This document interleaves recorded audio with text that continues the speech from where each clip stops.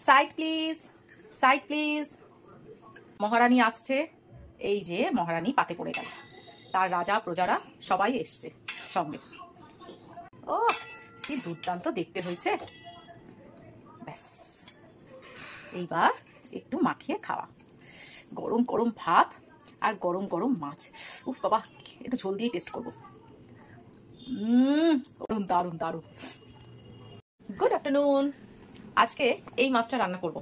কি যেন এই মাছটা বলে? ও, ভোলা ভেটকি। তা প্রথমে নুন হলুদ দিয়ে মাখিয়ে নেব। নুন হলুদ বলতে একটা কথা মনে পড়ে গেল। ব্যাপারটা হচ্ছে, দেখো, নুন হলুদ এই দুটো জিনিস এমন একটা জিনিস, রান্নায় না দিলে তার স্বাদই হয় না, তার রং হয় না, স্বাদ হয় না। রং না দেখলে আমাদের খেতে ইচ্ছা করে না কোনো রান্না।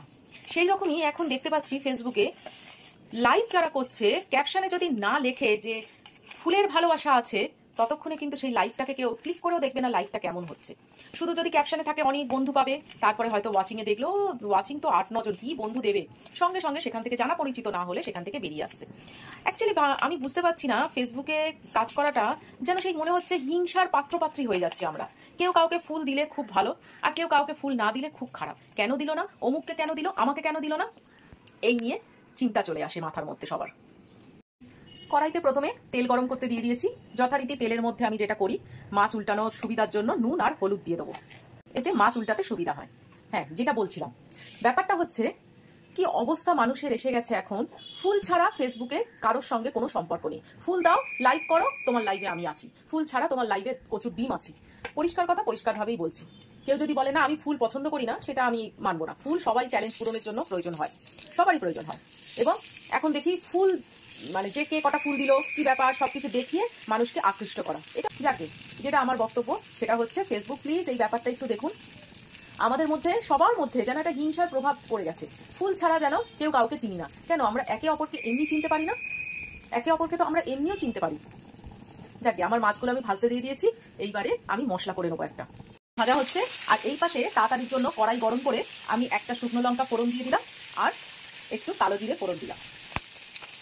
এইবারে একটা বড় সাইজের পেঁয়াজ কুচি করে ভাজতে দিয়ে দেবো। নরম করার জন্য সামান্য একটু নুন।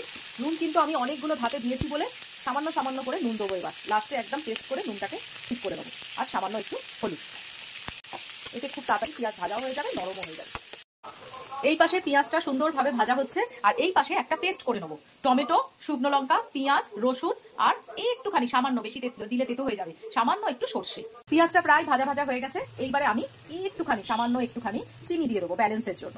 কে আমাকে হয়তো বলবে, আচ্ছা তুমি সবসময় মাছের আইটেম বেশি দেখাও কেন?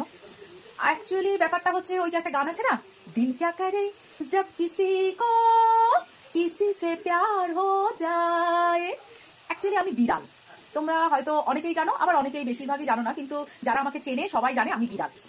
মাছ ছাড়া আমার ভাত মুখে ওঠে না। এটা কোনো বড় লোকিয়া ব্যাপার নয়। যে কোনো ছোট মাছ বড় মাছ, সব মাছই নয়, মোটামুটি যে কোনো ছোট মাছ বড় মাছ আমার একটু পাতে মাছ হলেই হলো। যাকে পেস্টটা দিয়ে দিলাম, মশলার পেস্টটা। এইবারে একটু ভালো করে কষিয়ে নেবো। ও, কষানোটা দেখার পরেই যেন মনে হচ্ছে বিশাল কিছু একটা সুন্দর রান্না হতে চলেছে। সত্যি কথা, প্রথমে কিন্তু দর্শনধারী, দেখার পরে না মনে হয় হ্যাঁ আমি সাকসেস। তবে ওই যে পরিশ্রমে আমি জল ঢেলে দিলাম। এইবারে ফুটে উঠবে, ঝোলটা আমার ভালো মতো ফুটে উঠেছে। এইবারে আমি মাছগুলো দিয়ে দেবো। আমার ভোলা মাছের রসা হয়ে গেছে, খুব সুন্দর খেতে হয়েছে এবং দেখতে অপূর্ব হয়েছে। সেটাই হচ্ছে সবচেয়ে মেন জিনিস। প্রেজেন্টেশনটা যেটা করব সেটাই হচ্ছে মানুষ দেখে হাঁ হয়ে যাবে, তারপরে তো খাওয়া না। ও খেতেও সুন্দর হয়েছে। এইবারে লাস্ট মোমেন্টে আমি দিয়ে দেবো একটু কাসুরি মেথি। ব্যাস, রান্না শেষ। কেমন লাগলো অবশ্যই বলো।